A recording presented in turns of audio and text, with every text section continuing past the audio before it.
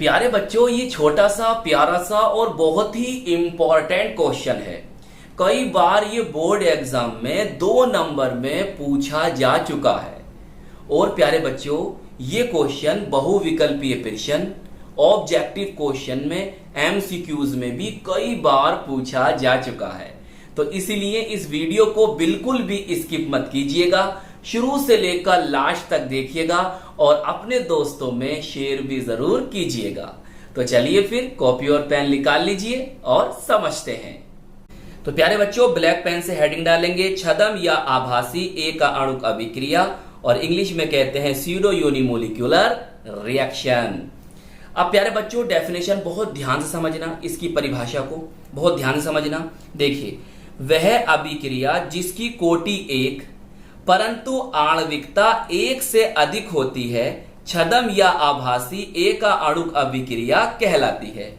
क्या जाना सर? हमने जाना कि ऐसी अभिक्रिया या ऐसी अभिक्रियाएं जिनकी कोटि एक और आणविकता एक से अधिक होती है, तो हम ऐसी अभिक्रिया को या ऐसी अभिक्रियाओं को छद्म या आभासी एक आणुक अभिक्रिया कहते हैं।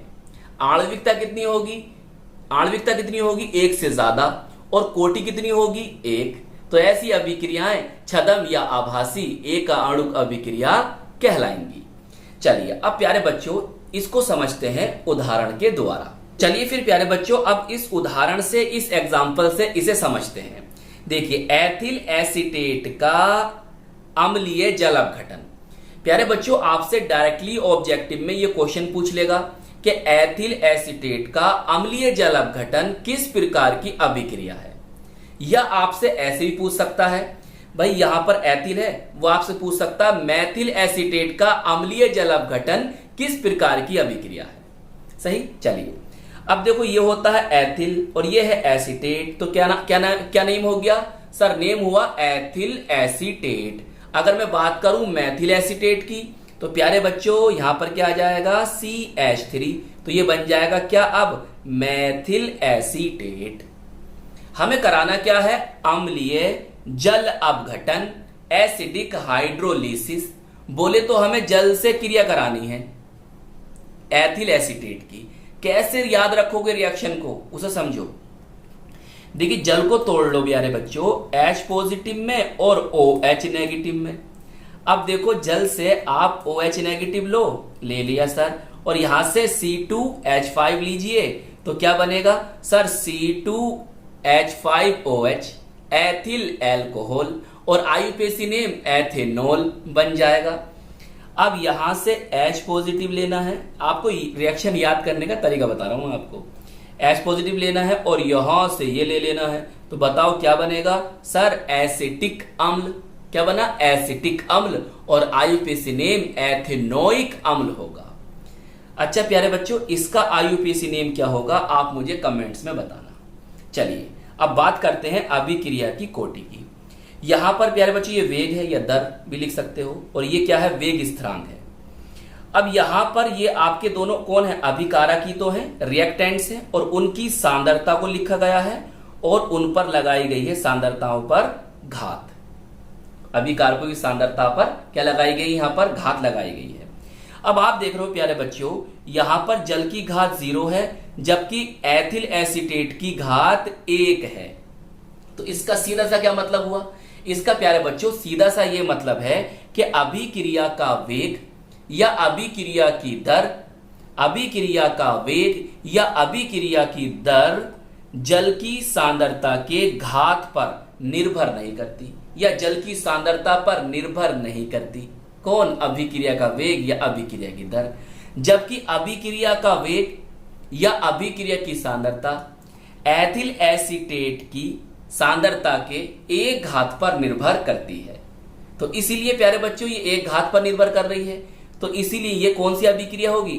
प्रथम कोटि की अभिक्रिया होगी, या कह दो इसकी कोटि 1 होगी। समझ में आ गई बात? दूसरी बात देखिए, अब हेडिंग डालोगे आप, अभिक्रिया की आणविकता की बात करें। अभिक्रिया की आणविकता, आणविकता को क्या कहते हैं अंग्रेजी में? मोलिक्यूलैरिटी। और कोटि को क्या कहते हैं? Order of reaction. अभिक्रिया की कोटि ऑर्डर ऑफ रिएक्शन। प्यारे बच्चों, इस अभिक्रिया में ये दो आपके अभिकारक हैं और यहां पर एथिल एसीटेट का भी एक अणु है और जल का भी एक अणु है। तो टोटल कितने अणु हुए? 2 अणु हुए। तो फिर अभिक्रिया की आणविकता कितनी होगी? 2 होगी।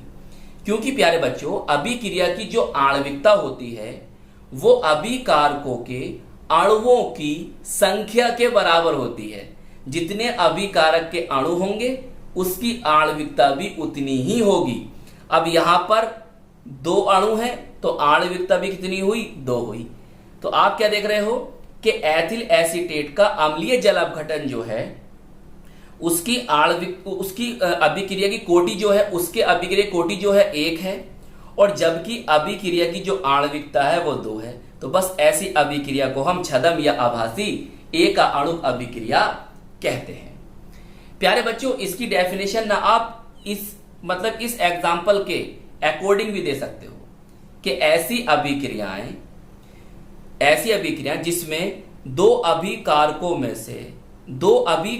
में से अभिक्रिया का वेग या अभिक्रिया की दर किसी एक अभिकारक की सांद्रता पर निर्भर करती है तो ऐसी अभिक्रिया को छद्म या आभासी एक अणुक अभिक्रिया कहते हैं। ऐसी भी आप डेफिनेशन दे सकते हो। प्यारे बच्चों ये एग्जाम्पल भी हमने एनसीईआरटी से लिया है और एनसीईआरटी में एक एग्जाम्पल और लिखा है, सही है, वो भी आप याद कर लेना। सही है, कौन सा है वो? सुक्रोज का अम्लीय जल अपघटन, सुक्रोज का प्रतिलोमन, ऐसे ही बोल सकते हो। तो प्यारे बच्चों आज की इस वीडियो में हमने एक बहुत ही प्यारे छोटे से टॉपिक को डिस्कस करा जिसे हम छद्म या आभासी एक अणुक अभिक्रिया के नाम से जानते हैं। तो आई होप ये क्वेश्चन आपको अच्छी तरह से समझ में आ गया होगा। तो प्यारे बच्चों अपना ख्याल रखिएगा, खूब मेहनत से पढ़ाई करते रहिएगा। हम मिलेंगे आपको इसकी नेक्स्ट वीडियो में। जय हिंद, जय भारत।